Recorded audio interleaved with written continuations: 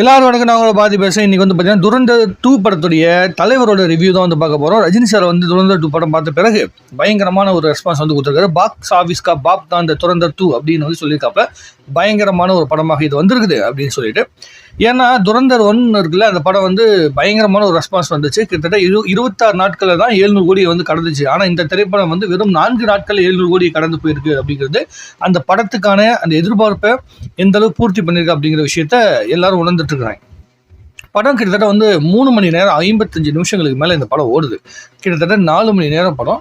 அந்த 4 மணி நேரம் படமும் நம்மளை கிரிப்பாக உட்கார வச்சிருக்கு அப்படிங்கிறது தான் இங்கே பயங்கரமான விஷயமே. ப்ளஸ் இந்த படத்தை வந்து பார்த்திங்கன்னா ஒவ்வொரு இந்தியனுமே பார்க்க வேண்டிய திரைப்படம் அப்படின்னு வந்து பார்த்திங்கன்னா அழுத்தமாக ரஜினி சார் வந்து பதிவு பண்ணியிருக்காரு.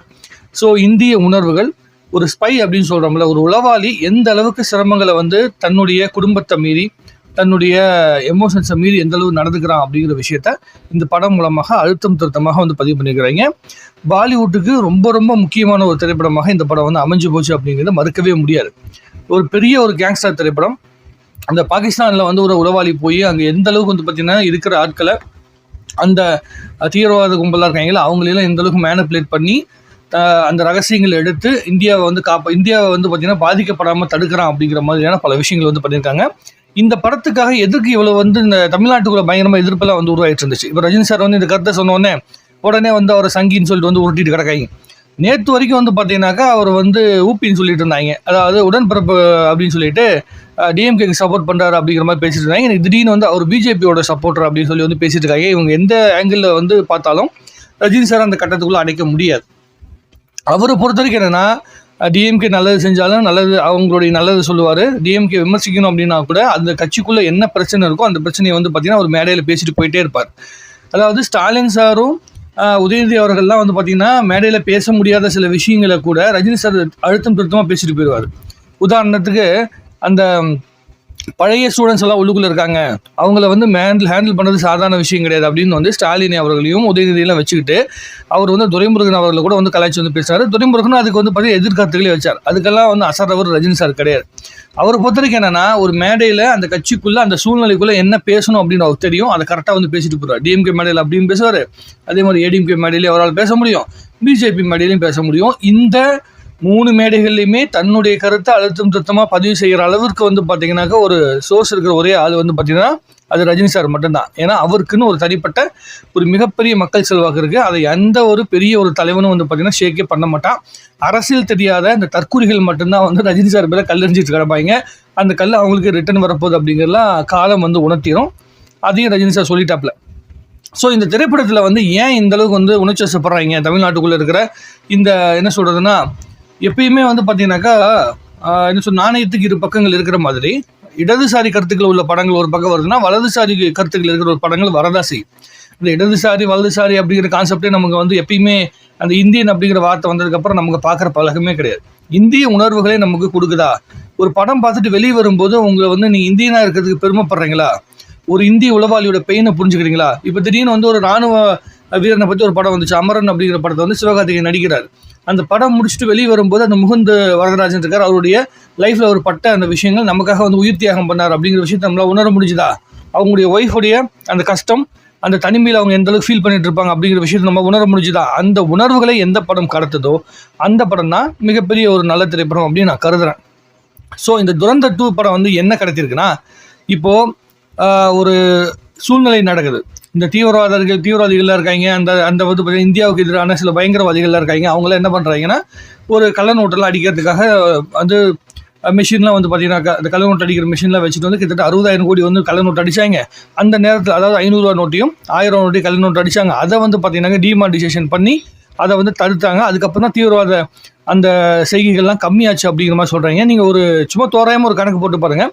அந்த டிமானிட்டைசேஷனுக்கு பிறகு நடந்த ஒவ்வொரு சம்பவங்களையும் பார்த்தீங்கன்னா அதற்கு பிறகு வந்து நிறைய தாக்குதல்கள் வந்து அதுக்கு முன்னாடி நடந்த தாக்குதல் மாதிரி கிடையாது.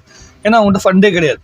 இப்போ எப்படி வந்து பாகிஸ்தானில் வந்து இப்போது எண்ணெய் பிரச்சனை வந்தபோது இந்திய உலகம் ஃபுல்லாக தடுமாறிட்டு கிடக்காங்களோ, அப்போ வந்து பாகிஸ்தான் சைட்லேயும் வந்து பார்த்திங்கனாக்கா அந்த பயங்கரவாதிகள் நாட்டுக்கு வந்து அச்சுறுத்துற சில பேர் இருக்காங்களா, அவங்களுக்கான அந்த ஃபண்டு வந்து பார்த்திங்கன்னா கட் ஆகிருக்கு. அதனால தான் அவங்களுடைய ஆக்டிவிட்டீஸில் கம்மியாயிருக்கு அப்படிங்கிற விஷயத்த சொல்லியிருக்காங்க. அந்த ஒரே ஒரு ரெஃபரன்ஸ் மோடி அவருடைய ஃபேஸை போட்டு அவர் வந்து டிமானிட்டைசேஷனை பற்றி பேசுகிற அந்த ஒரு ரெஃபரன்ஸுக்காக தான் இவ்வளோ தூரம் வந்து பார்த்திங்கன்னா இவங்க வந்து பயங்கரமாக எதிர்த்துட்டு இருக்காங்க. ஸோ அதை நியாயப்படுத்துறாங்க. டிமானிட்டைசேஷனில் வந்து நம்ம எல்லாருமே சிரமப்பட்டோம், அதில் மாற்றுக்கிறதே கிடையாது. காசு எடுக்க முடியல, நம்முடைய அக்கௌண்ட் இருக்கிற காசு நம்ம எடுக்க முடியல அப்படிங்கிற விஷயம்லாம் வந்து எல்லாரும் உணர்ந்தாங்க. ஆனால் அதையும் தாண்டி அரசியல் 2 வாட்டி ஜெயிக்க வச்சுருக்காங்க. அதாவது சென்ட்ரலில் ஜெயிக்க வச்சுருக்காங்கன்னா அப்போ என்ன அர்த்தம்? அதையும் தாண்டி எதிர்கட்சிகள் வந்து ஒழுங்காக வேலை செய்யலை. இப்போ டிமானிட்டைசேஷனில் டிசப்பாயின்மெண்ட் ஆகாத ஆட்களே கிடையாது சாதாரண மக்கள். ஆனால் எப்படி ஓட்டு போட்டாங்க, எப்படி வந்து மறுபடியும் செலக்ட் பண்ணாங்க? அப்போது இந்த டிசப்பாயின்மெண்ட்டை தாண்டி எதிர்கட்சிகள் நம்மளை டிசப்பாயின் பண்ணியிருக்காங்க, அவங்கள நம்ப முடியல. இப்படி இருக்கிற பிஜேபி கவர்மெண்ட்டை தாண்டி ஆப்போசிட்டில் இருக்கிறவங்கள நம்மளால் நம்பவே முடியல அப்படிங்கிற மனநிலைக்கு மக்கள் தள்ளப்பட்டுட்டாங்க அப்படிங்கிறத உண்மை. ஆப்போசிட்டில் இருக்கிறவங்க இவங்களோட ரொம்ப நல்லவங்களாக இருந்தால் ஆட்டோமேட்டிக்காக அவங்கள தான் செலக்ட் பண்ணுவாங்க. ஸோ அதை விட இவங்க பரவாயில்ல அப்படின்னு தான் மக்கள் நினச்சி 3 டைமாக மோடி அவர்களை வந்து ஜெயிக்க வச்சுருக்காங்க. ஸோ இதை சொன்னோம்னா உடனே நம்மளை வந்து பார்த்தீங்கன்னா சங்கின்னு சொல்லி பேசிட்டு இருப்பாங்க. அதான ஃபேக்ட்டு. இப்போ அவங்க ஜெயிக்கிறவங்களே வந்து ஜெயிச்சுட்டாங்கன்னு சொன்னால் அது என்ன வந்து தப்பான விஷயம்? இப்போ துரந்தர் 2ங்கிற ஒரு படத்தை ரஜினி சார் படம் பார்த்துட்டு படம் நல்லா இருக்குதுன்னு சொன்னதுக்கே இவனுக்கு உட்காந்து இப்படி அழுதுட்டு இருக்காங்க. ரஜினிகாந்த் அவர்களுடைய அப்பா வந்து ஒரு போலீஸ்காரர், அவருடைய அண்ணன் வந்து பார்த்தீங்கன்னாக்கா ஒரு மிலிட்ரி ஆஃபீஸரு, மிலிட்ரியில் வந்து மேஜராக இருந்தவரை சம்திங் அவர் வந்து இருந்தவர், போருக்கெல்லாம் வந்து பார்த்தீங்கன்னா போயிருக்காப்புல. ஸோ அதே மாதிரி அவருடைய இன்னொரு அண்ணன் வந்து பார்த்தீங்கன்னா கவர்மெண்ட் எம்ப்ளாயி. ஸோ ஒரு வீட்டுக்குள்ளே 3 கவர்மெண்ட் எம்ப்ளாயி இருந்துக்கிறாங்க. ப்ளஸ் ஒரு போலீஸ்காரன் மகன், அப்புறம் ஒரு மிலிட்ரி ஆஃபீஸருடைய தம்பி வந்து அவர்கிட்ட வந்து நம்ம தேச உணர்வு வந்து சொல்லிகிட்டு இருக்கிறோம் அப்படிங்கிறது ரொம்ப ரொம்ப ஆச்சரியமான விஷயமா இருக்குது. ஸோ எனக்கு என்ன லாஜிக்குன்னே புரியல இவங்க பேசிகிட்டு இருக்கிற விஷயம். ரஜினி சார் பொறுத்த வரைக்கும்னா, அதாவது இடதுசாரி சித்தாந்தம் உள்ள படங்களையும் பயங்கரமாக பாராட்டும். பரியேறும் பெருமாள் படமாக இருக்கட்டும், அதே மாதிரி வந்து பார்த்தீங்கன்னா மாரி செல்வராஜ் அவருடைய அந்த வாழை திரைப்படமாக இருக்கட்டும், அதே மாதிரி கர்ணன் திரைப்படமாகட்டும், எந்த திரைப்படங்கள் வந்தாலும் ரஜினி சார் பாராட்டாத நாடே கிடையாது. அதே மாதிரி என்டர்டெயின்மெண்ட் சம்மந்தப்பட்ட எல்லா படங்களும் பாராட்டுக்காரு. அதாவது நம்ம லோகேஷ் கனகராஜ் அவர்களும் முதல் படத்துலேருந்து எல்லா படங்களுக்குமே வந்து பார்த்தீங்கன்னாக்கா ரஜினி சார் வந்து பாராட்டியிருக்காப்புல. ஸோ எந்த ஒரு நல்ல திரைப்படத்தை அவர் பார்த்தாலும் அவர் பாராட்டுவார். துரந்தர் 2 மட்டும் கிடையாது. ஏன்னா அவரை பொறுத்த வரைக்கும் என்னென்னா, அவர் சின்ன வயசில் சினிமாவுக்குள்ளே வரும்போது அவருக்கு இந்த பாராட்டுகள்லாம் தேடி வந்து கிடைச்சிதான்னு சொல்லி கேட்டிங்கன்னா கிடையாது. ரொம்ப நடந்திருக்கும், அந்த மாதிரி சூழ்நிலைகள் நிறைய நடந்திருக்கும். பட் ஆனால் அந்த மாதிரி ஒரு சூழ்நிலை வந்து புதுசாக வரவங்களுக்கு வரக்கூடாது.